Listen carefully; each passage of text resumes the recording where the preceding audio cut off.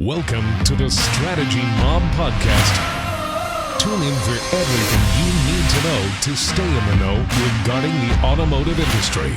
Here's your host, Jason Harris. We need that snowball of change continue to move through our industry. I mean, Fredrick, for yourself, I mean, how do you feel? I mean, we started in this business. It was bell to bell.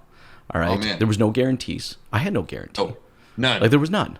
All right. It was just you took home what you killed. That was it.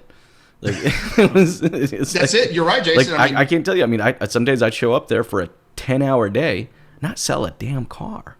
I wouldn't make a penny.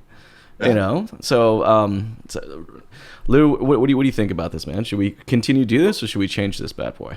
Well, I think that it depends on how it is that you're setting yourself up to succeed with your dealership. What is it that you're actually trying to get out of each person that's working for you? The biggest function of the salesperson, the car buying coach, the consultant, whatever title it is that they have, they're the actual producer in most cases. They are the actual revenue point inside of the dealership. And I'm big on the philosophy of building relationship over revenue, because your revenue is going to come based off of your relationships.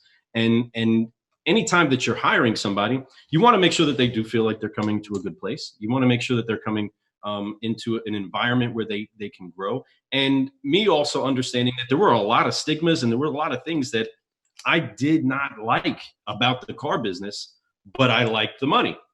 The money is You know what I mean? There was a lot of things that caused tension in the home, but my wife did like buying whatever she wanted, right? It is a lot inside of a weight and balance, but as you grow and you get into leadership positions and you get the chance to actually have a say and create a floor, hire and fire and train up people, you start to notice, hey, these are the things that are motivating your soldiers. You know, in the military, you always have to know your soldiers, know what motivates them. About 3 years ago, we really focused in on putting out there that we are the best place to work. We actually are the only dealership in the state of Kentucky that have 3 years in a row won one of the best place to work stamps. So we have that, and our customers know that. And inside of that understanding, it created a big flood of people wanting to apply, wanting to work with us, which was great, which is exactly what we wanted, right? As far as car guys and car gals all throughout the land, they're in such a revolving door culture. And that's something that I wanted to break. We were proud to have the same team in place for, years of the management team for our dealer group between Freddie's store and my store. It's been the same team for the past 7 years. And that is an anomaly, right? We have a great system to keep our morale in the right place. But when hiring people, we started to notice that, well, some of the people that are making the transition from whatever they're doing, they're working 35 to 40 hours.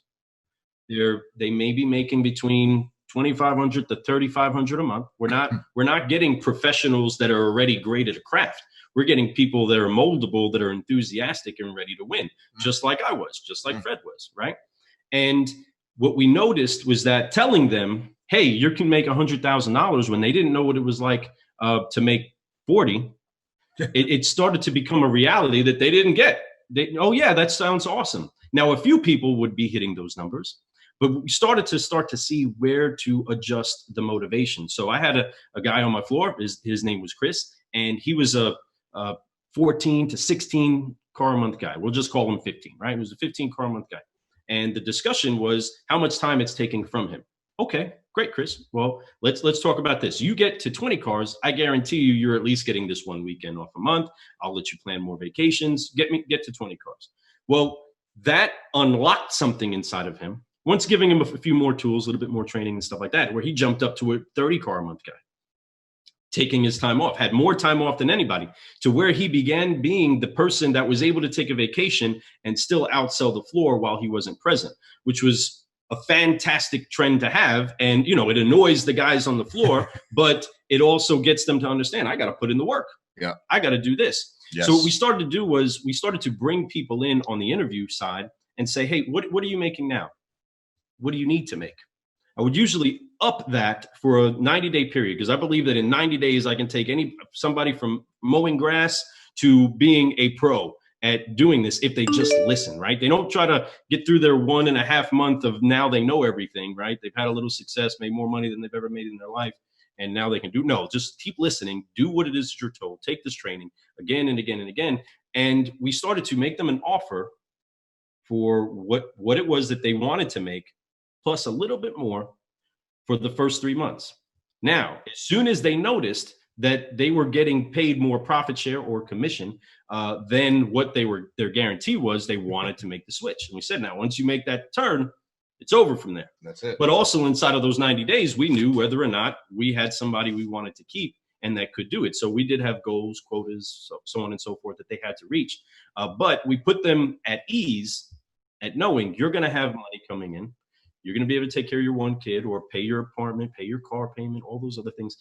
Give them a guarantee for a little bit. Show them what commission looks like. Say, hey, this is what you actually made. You want to make the switch?